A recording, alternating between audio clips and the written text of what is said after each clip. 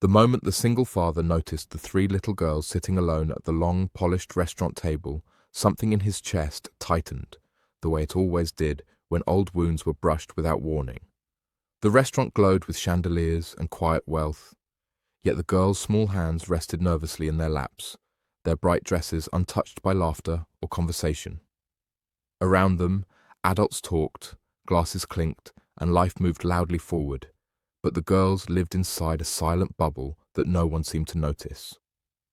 That was when the father saw their eyes, watchful, careful, and lonely, and realized they were deaf.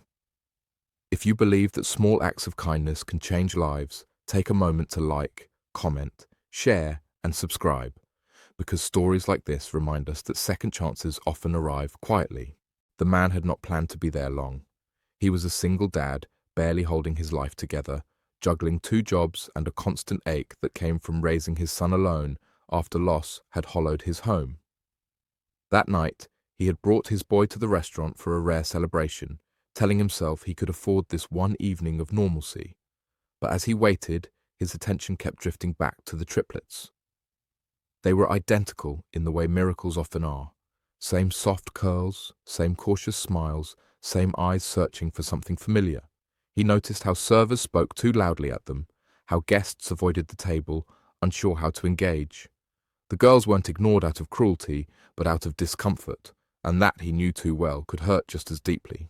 Years earlier, his world had shattered when his wife passed away after a sudden illness, leaving him with grief and a newborn son who would later be diagnosed with hearing loss. Learning sign language had not been optional. It was survival. Late nights were spent memorizing gestures instead of sleeping, practicing expressions in the mirror so his son could understand emotions as well as words. It had been exhausting, lonely, and often thankless, but it created a bond stronger than sound. Watching the triplets now, he felt the echo of those years tugging at him, asking him not to look away. He noticed the girl's mother standing a few steps behind them, elegant but visibly tense, her posture stiff with the weight of expectation. She was the CEO everyone in the room seemed to know, a woman used to commanding boardrooms, yet powerless in this moment to shield her children from isolation. The father understood that look too, the look of someone who had everything except peace. He glanced at his son, who nodded with the quiet wisdom children sometimes have, and without thinking further, the father stood and approached the table. He did not speak. Instead, he smiled gently and lifted his hands. The movement was simple at first, slow and careful, shaped by years of bedtime stories told in silence. The effect was immediate. The girls' eyes widened, their bodies leaning forward as recognition sparked across their faces like light breaking through clouds. Their nervousness softened into curiosity, then into something brighter. Small smiles formed, tentative at first, then confident. The room did not hear what was happening, but it felt it. Something invisible was unfolding, something rare. The father used his hands to create a small story, nothing complicated, just warmth and welcome shaped into motion. The girls responded eagerly, their hands fluttering with excitement, their shoulders relaxing as if they had finally been seen. Laughter bubbled out of them in soft bursts, the kind that comes from relief rather than humor.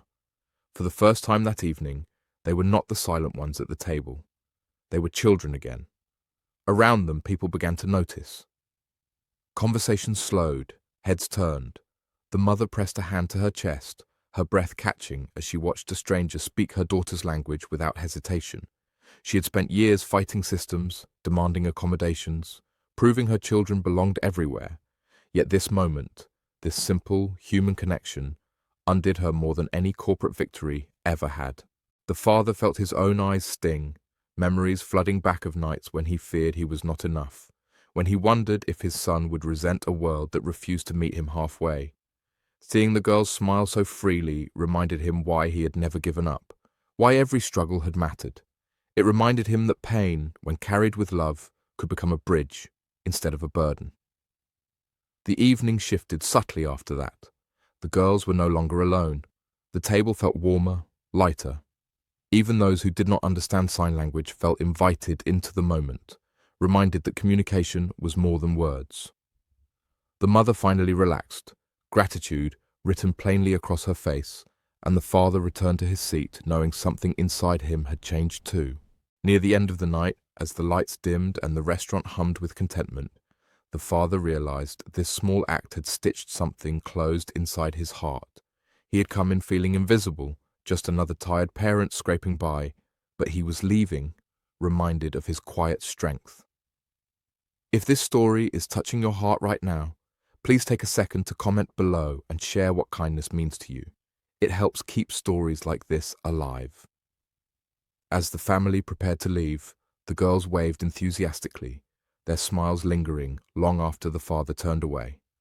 The mother's eyes glistened, her gratitude unspoken but powerful. No promises were made, no grand speeches delivered, yet something lasting had been exchanged: understanding, dignity, and hope. If this story moved you, if it reminded you that empathy still exists in a noisy world, please like, share, and engage with this video.